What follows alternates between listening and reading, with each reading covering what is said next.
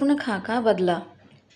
राम, लक्ष्मण, सीता और रावण के बारे में तो हर कोई जानता है, लेकिन एक रामायण का एक और अहम किरदार है जिसका नाम शूर्पणखा है। कहा जाता है कि अगर शूर्पणखा न होती तो रामायण भी नहीं होती, क्योंकि रामायण का पूरा युद्ध लक्ष्मण द्वारा शूर्पणखा की नाक काटे जाने के बाद शुरू हुआ था। शूर्पणखा के बारे में बहुत कम जानकारी मिलती है। आज हम आपको शूर्पणखा से जुड़ी कुछ अनसुनी कहानियों के बारे में बताने वाले हैं। शूर्पणखा ऋषि विश्रवा और कैकसी की बेटी और लंका नरेश रावण की बहन थी। उसके नख यानी कि नाखून सूप के जैसे थे, इसलिए उसे शूर्पणखा कहा गया। राक्षस के परिवार की होने की वजह से शूर्पणखा को अपना वेश बदल लेने की शक्ति प्राप्त थी। वो अपने चेहरे के रंग के साथ साथ अपनी आवाज़ भी बदल लेती थी।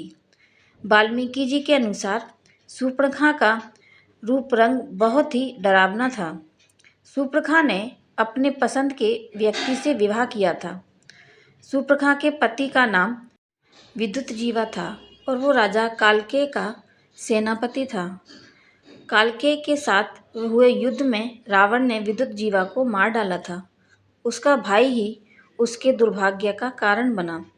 पति की मौत के बाद शूर्पणखा ने अपनी पूरी जिंदगी लंका और दक्षिण भारत के जंगलों में बिताई। वो कुछ दिनों के लिए अपने रिश्तेदार खर और दूषण के साथ भी रही। कहा जाता है कि शूर्पणखा श्री राम के रूप पर मोहित हो गई थी, लेकिन एक पत्नीव्रता होने की वजह से राम ने उसे लक्ष्मण के पास भेज दिया। लक्ष्मण भी एक पत्नीव्रता थे, इसलिए उन्होंने भी शूर्पणखा को अपनाने से इनकार कर दिया। गुस्से में आकर शूर्पणखा ने सीता पर हमला करने की कोशिश की, जिसके बाद लक्ष्मण ने उसकी नाक और कान काट दिए। हालांकि वह अपने पति के मारे जाने के बाद वो अपने भाई रावण से बदला लेना चाहती थी, लेकिन उसे रावण की शक्तियों का एहसास था। जब उसने राम के पराक्रम के बारे में सुना तो रावण से बदला लेने की उसकी इच्छा फिर से जाग उठी। इसलिए उसने राम और रावण के बीच दुश्मनी पैदा करने का काम किया, जिसकी वजह से रावण ने सीता का अपहरण किया और अंत में राम के हाथों उसकी मृत्यु हुई और शूर्पणखा का बदला पूरा हुआ।